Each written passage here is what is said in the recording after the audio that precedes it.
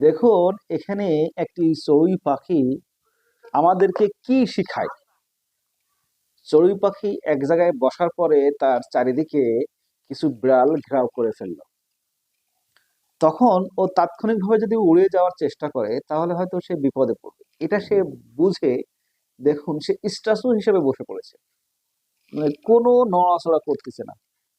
এখন বিড়ালরাও সংশয়ের ভিতরে পড়ে গেছে যে কি, এটা কি মূর্তি না প্রাণী।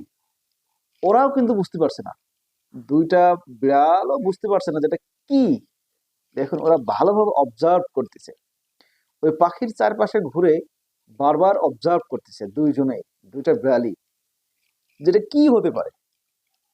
এবং পাখিও বুঝে গেছে যে আমি যদি নড়ি তাহলে আমার কিন্তু বিপদ হবে। এজন্য সে মাঝে মধ্যে মাথা নাড়িয়ে লাইন খুঁজতেছে, কোন দিকে কি হবে উড়ে যাওয়া যায়, মানে এই বিপদ থেকে রক্ষা পাওয়া যায়।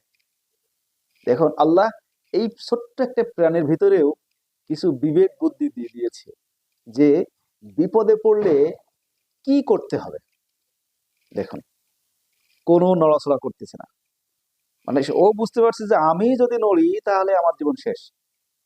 বিড়ালগুলোও নাছোড়বান্দা, বিড়ালগুলো কিন্তু তার চারিপাশে ঘুরতেছে, যে ওরা মনে করতেছে আমরা ওকে খাবো, কিন্তু যে খাবে, কিন্তু ওরা বিড়ালগুলো বুঝতে পারছে না যে কি হতে পারে। দেখো, ওই বিড়াল একটা শুয়ে পড়েছে, যে শুয়ে পড়ার কারণ হলো দেখি কি হতে পারে।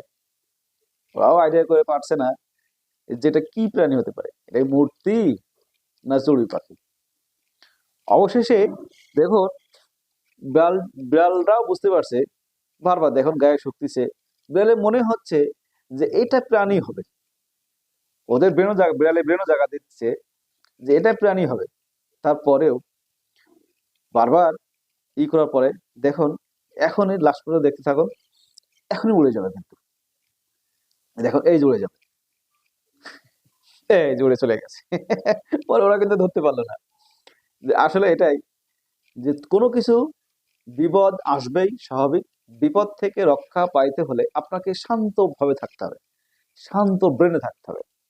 আপনি শান্ত ব্রেনে থেকে চিন্তা করবেন যে কিভাবে এই বিপদ থেকে রক্ষা পাওয়া যায়।